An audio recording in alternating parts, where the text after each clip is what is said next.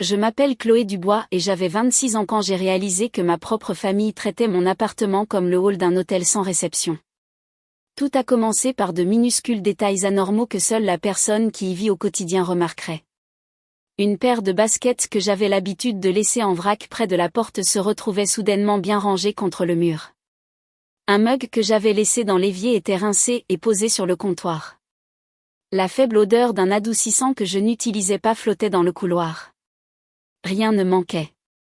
Rien n'était cassé. Mais l'air semblait avoir été utilisé, touché. Au début, je me suis dit que j'étais paranoïaque.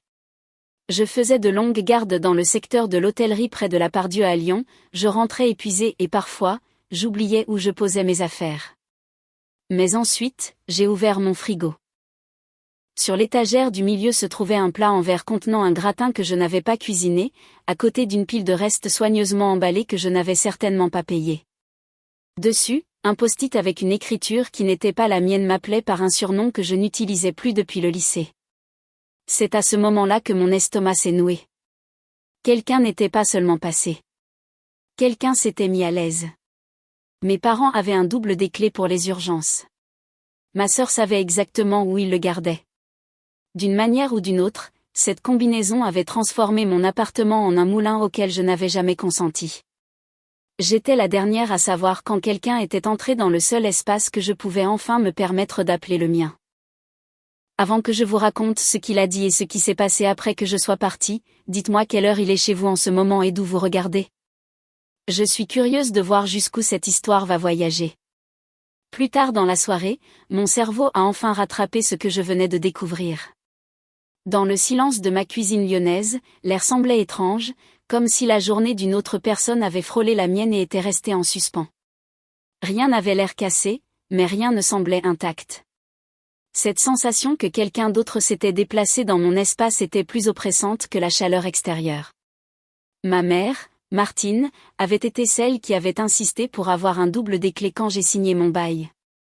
Elle appelait ça un filet de sécurité, un moyen de dormir sur ses deux oreilles, sachant que je n'étais pas complètement seule. À l'époque, j'étais tellement soulagée de pouvoir me payer un petit appartement près de mon travail que j'ai accepté sans réfléchir. Dire oui à cette clé avait semblé plus simple que de dire non. Maintenant, j'avais l'impression d'avoir cédé une partie de ma porte d'entrée. Ma sœur cadette, Manon, avait toujours été à l'aise avec les limites qui étaient censées être fermes. Enfant, elle se faufilait dans les pièces qu'on lui avait interdit d'accès et traitait les règles comme des suggestions. L'idée qu'elle sache qu'il y avait un moyen facile d'entrer dans mon appartement me donnait la chair de poule. Il y avait une différence entre partager une salle de bain d'adolescente et voir sa routine déborder dans la seule partie de ma vie qui me semblait enfin appartenir. J'ai pris le mot laissé sur la nourriture et je l'ai relu. L'écriture semblait chaleureuse et familière. Les mêmes boucles et cœurs qu'elle utilisait sur les mots qu'elle glissait dans ma boîte à goûter quand j'avais 10 ans. Il n'y avait aucune question. Aucune ligne demandant si cela me convenait. Cela se lisait comme un compte-rendu, pas une demande, un résumé de quelque chose qu'elle avait déjà décidé de faire. L'appeler semblait être l'étape suivante évidente. Mais le simple fait de toucher son nom sur mon écran me serrait la poitrine. Quand elle a répondu, sa voix avait ce ton vif et efficace qu'elle utilisait chaque fois qu'elle pensait être la mère parfaite. Je lui ai dit que j'étais rentrée chez moi et que j'avais trouvé des signes évidents que quelqu'un était entré pendant que j'étais au travail. Elle l'a confirmé immédiatement et semblait fière d'elle de m'avoir aidée. Pour elle, déposer de la nourriture était de la pure générosité. Elle a dit qu'elle avait pensé à quel point je travaillais dur et à la fréquence à laquelle je plaisantais en disant que je ne vivais que de plats à emporter et de céréales. Dans son esprit, le double des clés existait pour résoudre ses problèmes. Elle ne voyait pas la violation silencieuse dans les petits changements et la vaisselle propre. Elle ne voyait que sa propre intention et l'histoire qu'elle se racontait sur le fait de prendre soin de moi.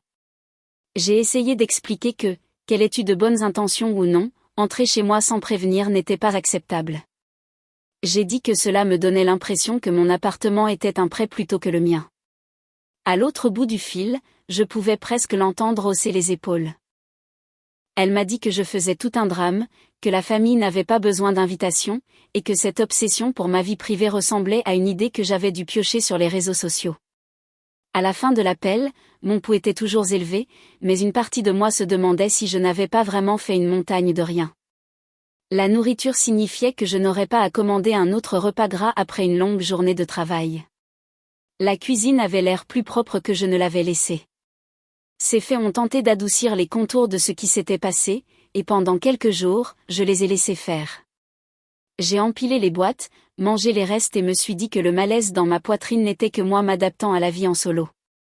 La deuxième fois que c'est arrivé, il n'y avait aucun moyen de me mentir à moi-même.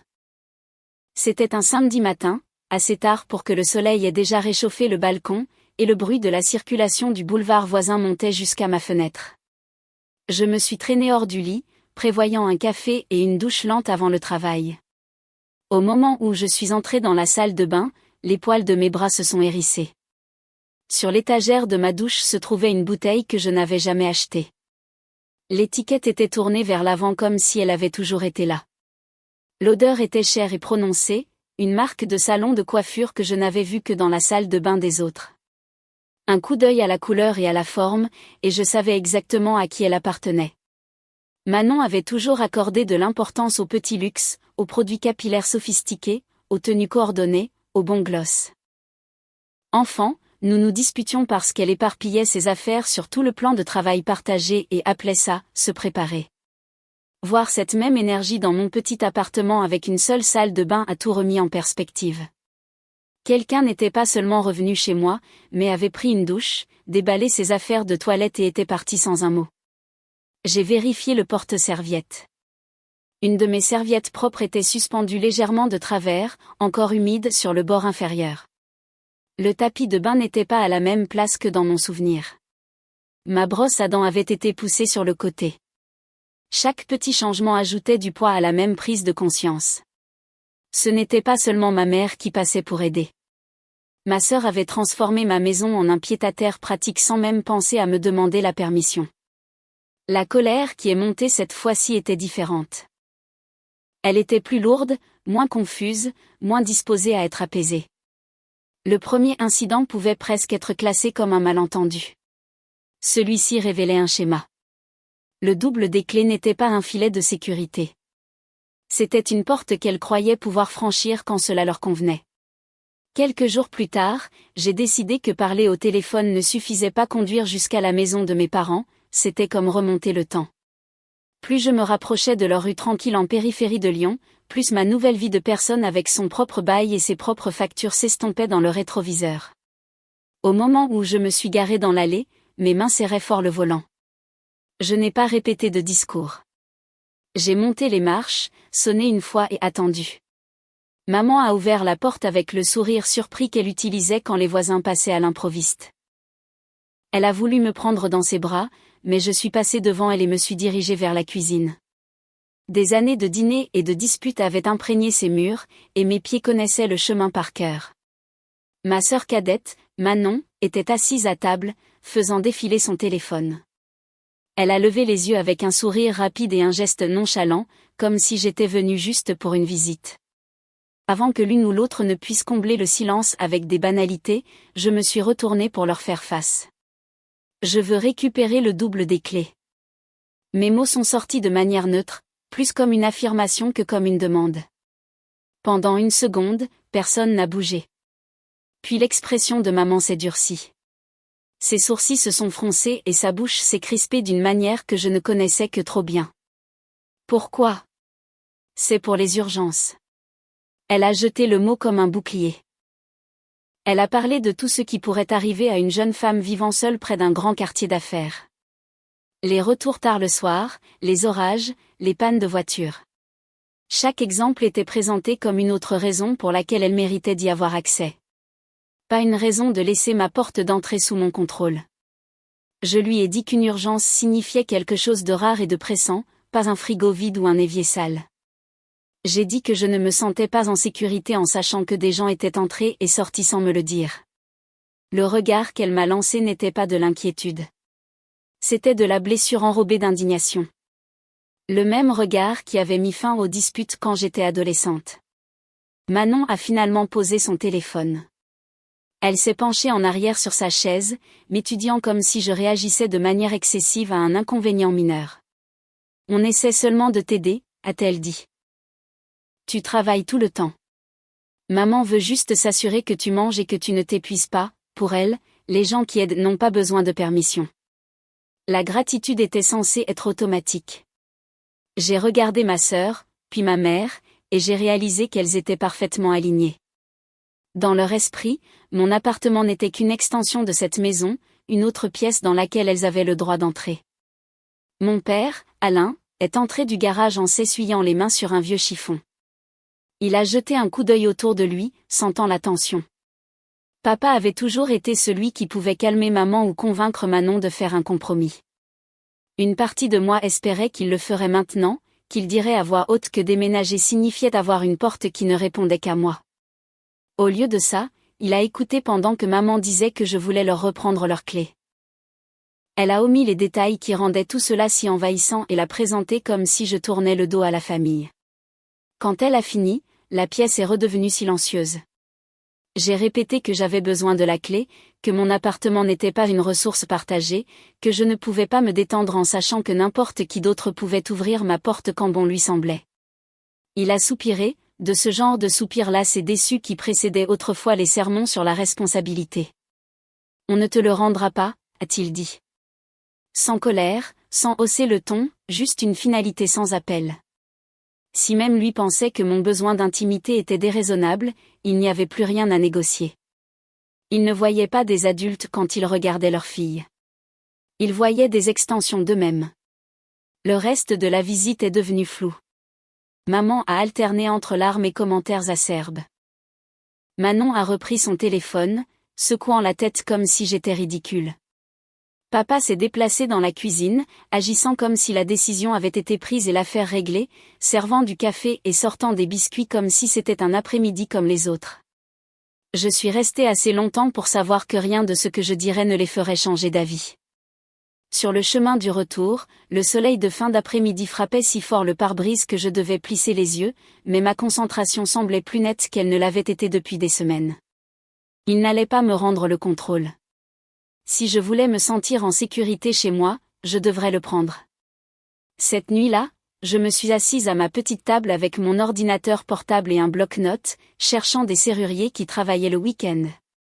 J'ai noté des noms et des numéros, puis j'en ai entouré un qui semblait fiable. J'ai vérifié les avis, imaginé un étranger remplaçant le métal qui avait si facilement laissé entrer ma famille, et j'ai senti un petit nœud de détermination s'installer dans ma poitrine. Changer la serrure ne réparerait pas la façon dont ma famille pensait à moi, mais cela fermerait au moins une porte qu'ils croyaient encore leur appartenir. Le lendemain après-midi, j'avais rendez-vous avec un serrurier. Il a vérifié ma pièce d'identité dans le couloir, a déroulé sa petite trousse à outils et s'est attaqué directement à la serrure de sécurité. Les clics contre le métal semblaient plus forts qu'ils n'auraient dû l'être dans un 2 pièces. Quand il a eu fini, il m'a tendu 3 nouvelles clés. Elles avaient l'air ordinaires, mais la différence semblait énorme. L'ancienne serrure était une porte que ma famille croyait leur appartenir. Celle-ci ne répondait qu'à moi. Changer une serrure aurait dû être une routine. Pour moi, c'était comme tracer une ligne que mes parents refusaient de voir. Je voulais rentrer à la maison après de longues gardes et savoir que si quelque chose dans mon appartement avait bougé, c'était parce que je l'avais déplacé, pas parce que quelqu'un d'autre avait décidé que mon espace était le leur à gérer.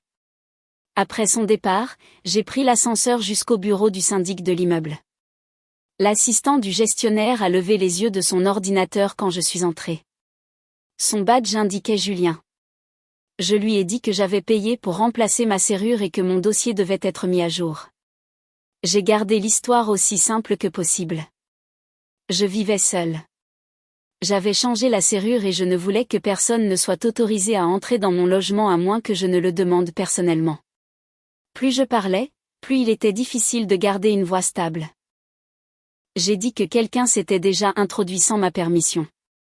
Julien a écouté, puis a navigué à travers une série d'écrans. Il a expliqué que la copropriété gardait un passe-partout pour les incendies ou les inondations, pas pour la commodité, et que le personnel n'était pas censé ouvrir un appartement simplement parce qu'un parent le demandait. Quand j'ai demandé ce qui se passait si quelqu'un prétendait que j'étais malade ou injoignable, il a arrêté de taper. Techniquement, nous disons toujours non, a-t-il dit.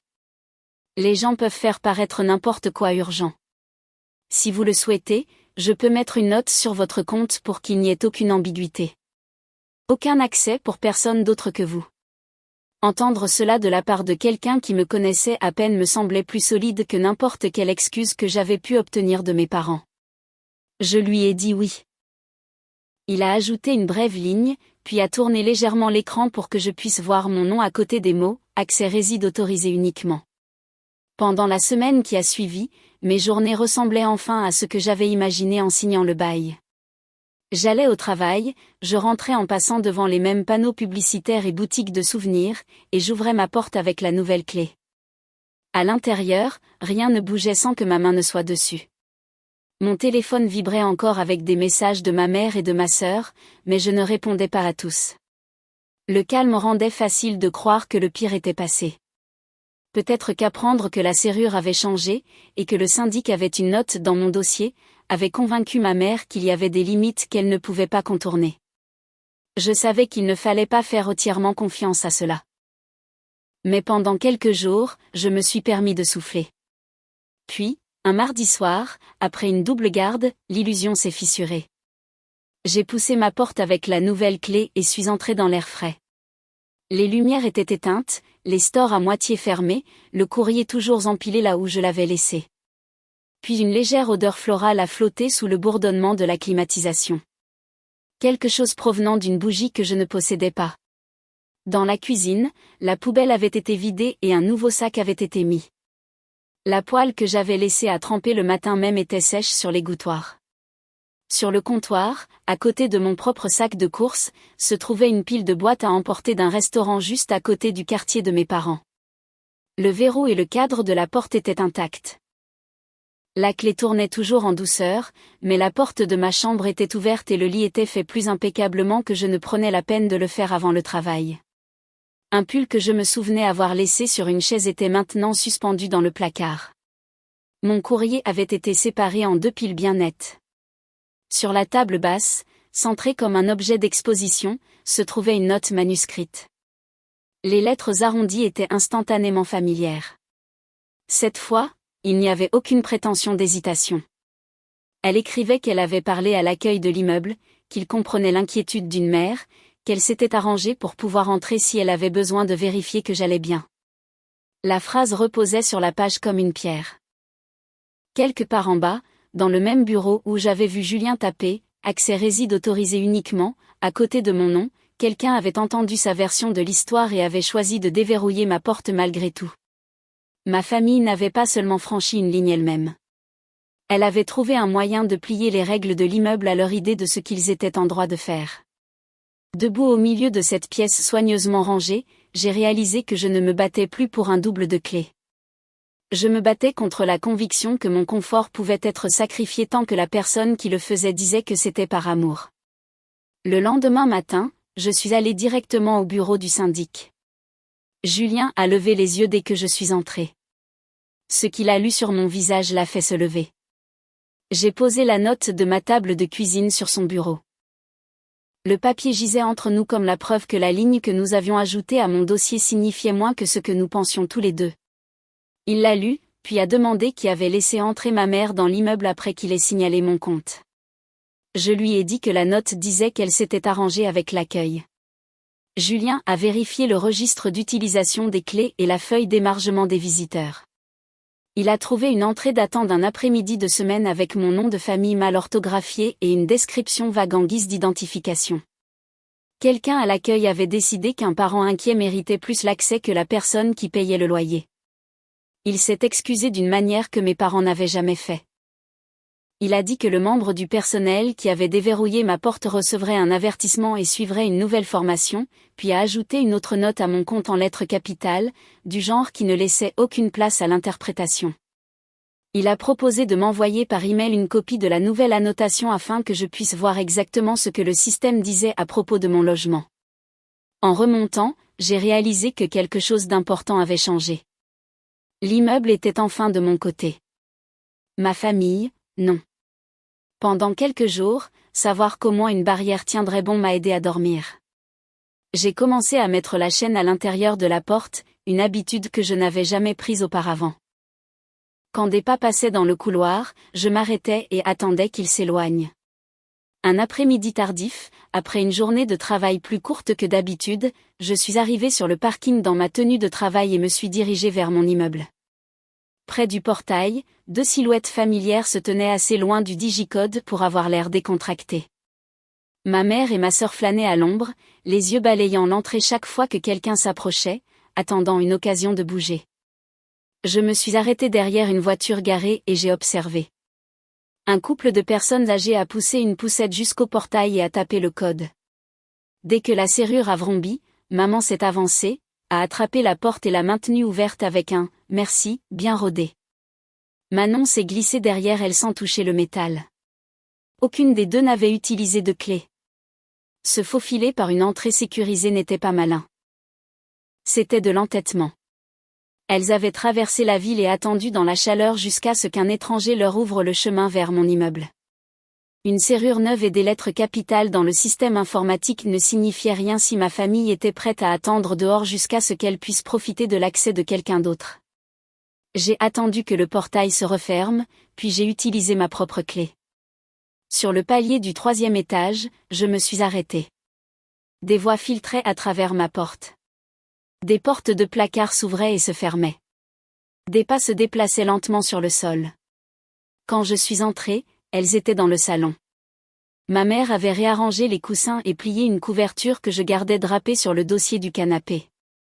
Le sac de Manon était ouvert sur le fauteuil, à moitié plein de vêtements et de maquillage, comme si elle déballait ses affaires pour y passer la nuit.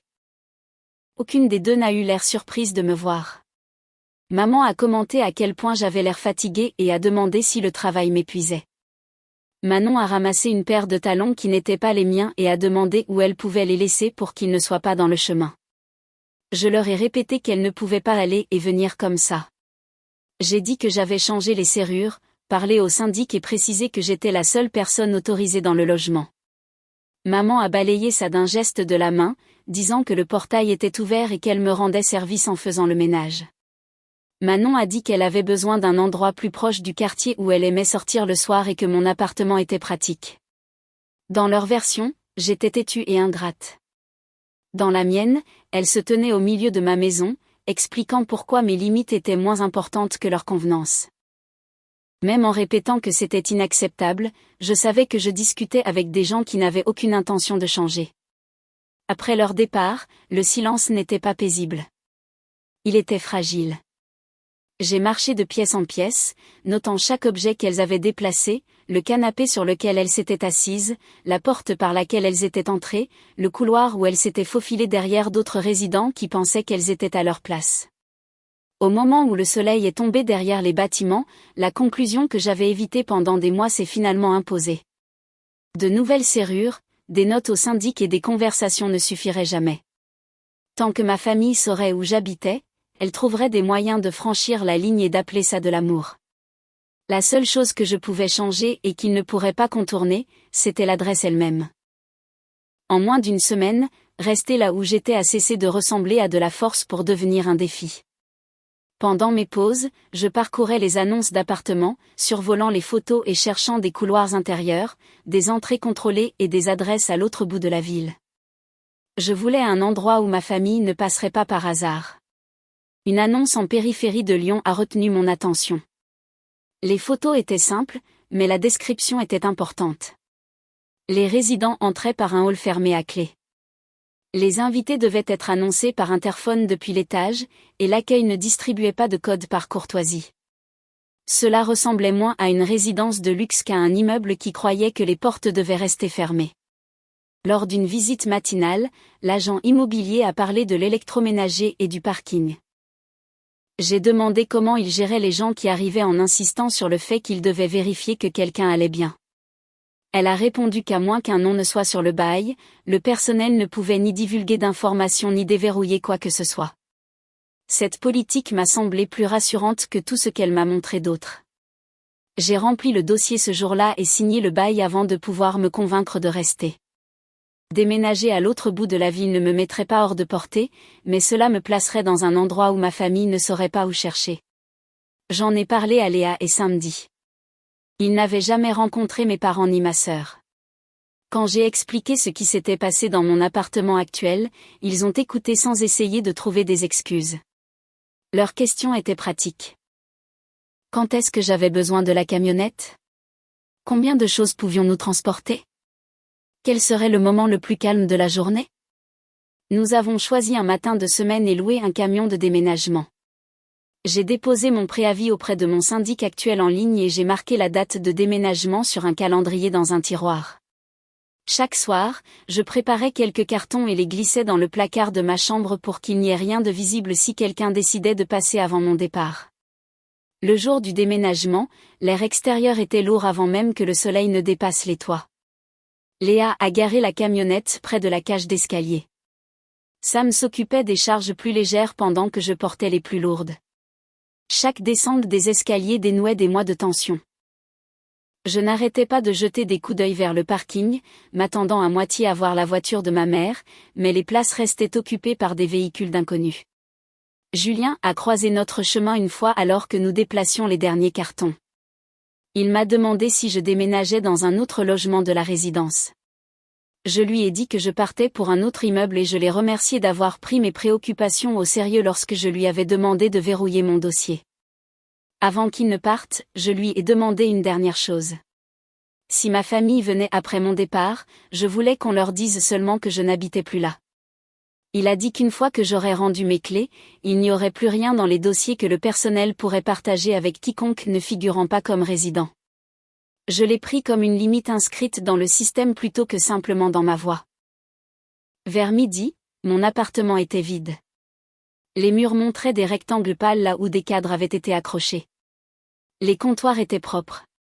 J'ai traversé chaque pièce une dernière fois, m'assurant de n'avoir rien laissé derrière moi que quelqu'un pourrait brandir plus tard comme une raison d'appeler.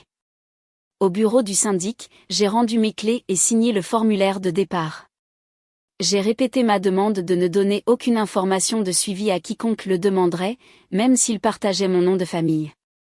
L'employé a hoché la tête et a marqué le logement comme vacant. Le nouvel endroit était plus petit, mais quand la porte du hall s'est refermée derrière moi la première fois que je suis entrée, le son m'a semblé solide. J'ai porté un carton dans le salon vide et je l'ai posé, remarquant le son de mes propres pas. L'installation a pris quelques jours. J'ai monté une bibliothèque, rangé la vaisselle et appris quels phares appartenaient aux voisins et lesquels au trafic de passage. Mon téléphone s'est allumé d'appels et de messages. Certains étaient désinvoltes, d'autres étaient secs, exigeant de savoir pourquoi je ne répondais pas. Je les ai laissés s'accumuler sans répondre. Quelques jours après le déménagement, un email de Julien est apparu dans ma boîte de réception. Il écrivait que 3 personnes étaient venues à l'ancienne résidence pour me demander, insistant sur le fait qu'elles étaient de ma famille. Elles voulaient savoir où j'étais et si j'étais en sécurité. Le personnel leur a seulement dit que le logement était vide et qu'aucune information ne pouvait être partagée. Selon son message, ma mère a haussé le ton. Ma sœur a fait les 100 pas dans le hall et mon père a insisté pour avoir des détails jusqu'à ce que la conversation se termine. En lisant sa description, je pouvais les imaginer dans ce bureau, en colère qu'un immeuble les traite comme des étrangers devant une porte fermée. La distance entre leurs attentes et ma réalité n'était plus seulement dans ma tête. Elle était dans une politique et un registre qui ne pliaient pas pour eux. J'ai fermé l'email et j'ai posé mon téléphone face contre table, laissant le silence entre nous grandir un peu plus. Quelques jours après l'email de Julien, j'ai finalement répondu à un appel d'un numéro que je connaissais par cœur. Ma mère a commencé à parler avant que je puisse dire bonjour, disant qu'ils étaient allés à mon ancienne résidence, que personne ne voulait rien leur dire, que le personnel les avait traités comme des étrangers. Quand elle a repris son souffle, mon père a pris le relais, demandant si j'étais en sécurité, où je vivais maintenant, et pourquoi j'avais déménagé sans leur dire. Ensemble, ils ressemblaient moins à des gens qui prenaient des nouvelles qu'à des gens qui exigeaient un rapport de quelqu'un qui avait dépassé les bornes. Cette fois, je ne me suis pas précipitée pour m'expliquer. Je leur ai dit que j'étais en sécurité, que j'avais un nouvel appartement à l'autre bout de la ville, que le syndic savait qu'il ne fallait pas partager mes informations. J'ai dit que j'avais demandé à l'ancienne résidence de refuser les détails à quiconque n'était pas sur mon bail, et que le personnel avait fait exactement ce que j'avais demandé. Il y a eu une courte pause. Puis ma mère a demandé pourquoi je rendrais les choses si difficiles pour mes propres parents pour me joindre et a dit que si je leur avais simplement donné une nouvelle clé, rien de tout cela n'existerait. Les étiquettes familières ont suivi. Ingrate, dramatique, cruelle. Mon père a dit que j'allais trop loin, que la famille ne se traitait pas de cette façon. Ma poitrine était serrée, mais ma voix est restée stable. Je leur ai dit que ce qu'ils appelaient de l'aide ressemblait à de l'inspection. Que d'entrer chez moi pendant que j'étais au travail, de laisser ma sœur l'utiliser comme une escale sans demander, de se faufiler par le portail derrière des étrangers après que le bureau ait été informé que c'était non, n'étaient pas des actes de sollicitude. Ces choix me disaient qu'ils ne me voyaient pas comme une adulte avec une porte qui lui était propre. Ma sœur a alors pris la parole, plus fort maintenant. Elle a dit que tout le monde qu'elle connaissait s'appuyait sur sa famille, que je transformais l'indépendance en une performance, que je devrais être reconnaissante que quelqu'un veuille être là pour moi. Sa version de l'amour exigeait toujours que je sois disponible à la demande. Je n'ai pas discuté ces exemples. J'ai dit que j'en avais assez de revivre la même conversation. Je leur ai dit que j'avais déménagé pour me sentir en sécurité dans mon propre espace et que je ne leur donnerais pas ma nouvelle adresse. J'ai ajouté que s'ils essayaient de me retrouver via mon lieu de travail ou mon immeuble, je considérerais cela comme du harcèlement, et non comme de l'inquiétude. Le mot a changé l'atmosphère au bout du fil. Ma mère s'est mise à pleurer. Mon père a soupiré comme il le faisait quand j'étais punie à l'adolescence. Ma sœur a marmonné que j'étais incroyable. J'ai laissé leur réaction atterrir sans les prendre comme une preuve que j'avais tort. Avant de raccrocher, je leur ai dit une dernière chose. S'ils voulaient un jour avoir à nouveau une relation avec moi, ce devrait être à des conditions différentes. Pas de clé, pas de visite surprise, plus question de traiter ma maison comme une propriété partagée. Des appels téléphoniques uniquement sur invitation, des messages qui n'exigent pas de réponse instantanée. Plus question de forcer le passage après un « non » jusqu'à ce qu'il soit prêt pour ça. J'avais besoin de distance. Puis j'ai mis fin à l'appel et j'ai bloqué leur numéro. Ensuite, j'ai resserré le reste de ma vie autour de ce choix. J'ai verrouillé mes réseaux sociaux, changé mes paramètres de confidentialité et demandé à quelques amis de confiance de ne pas donner d'informations sur moi sans vérifier d'abord. C'était étrange de construire des murs contre des gens dont les visages remplissaient chaque album photo de la maison de mon enfance. Mais c'était aussi la première fois que mon sentiment de sécurité ne dépendait pas de leur humeur. Le temps a passé sans eux. J'ai travaillé, je suis rentrée à la maison, j'ai appris les bruits de mon nouvel immeuble. Certaines fêtes, je les ai passées avec des collègues qui n'avaient nulle part où aller. D'autres, seule avec un plat à emporter et le film que j'avais envie de regarder. De temps en temps, un email d'un cousin ou d'une tante se glissait, disant que mes parents étaient blessés et confus. J'ai répondu une fois par une seule phrase. Je suis en sécurité. J'espère qu'ils vont bien. Je ne suis pas prête pour un contact. Les conséquences pour eux n'ont pas été dramatiques ou cinématographiques. Ils ont gardé leur maison, leur routine et leurs histoires de bons parents. Ce qu'ils ont perdu, c'est l'accès. Pas de double de clé à emprunter. Pas d'appartement à Lyon à traiter comme un pied-à-terre pratique. Aucun moyen de franchir mon seuil juste parce qu'ils avaient envie de prendre de mes nouvelles. La conséquence pour moi était plus discrète mais réelle. J'ai dû faire le deuil des parents que j'aurais aimé avoir et de la sœur à qui j'aurais aimé pouvoir confier un code de porte. J'ai dû accepter que certaines personnes préféreraient vous perdre plutôt que d'apprendre à vous respecter, et que je ne pouvais pas me faire assez petite pour arranger ça. Je ne pense pas que couper les ponts soit une solution simple ou la bonne réponse pour tout le monde. Il y a des familles qui écoutent quand vous dites non, qui apprennent, qui changent. Si vous avez ça, j'espère que vous vous y accrocherez. Mais si ce n'est pas le cas, j'espère que vous vous souviendrez que vous avez le droit de tracer des limites, même avec les gens qui vous ont élevé. Vouloir son intimité ne fait pas de vous quelqu'un d'ingrat. Vouloir être en sécurité ne fait pas de vous quelqu'un de cruel. Si une partie de mon histoire vous semble familière, j'espère qu'elle vous donnera la permission de prendre vos propres besoins au sérieux et de planifier vos limites au lieu de vous en excuser. Merci d'être resté avec moi jusqu'à la fin. si vous avez envie de partager, j'aimerais savoir comment vous envisagez la famille et les limites. Et si vous voulez entendre d'autres histoires comme celle-ci, j'espère que vous resterez pour la prochaine.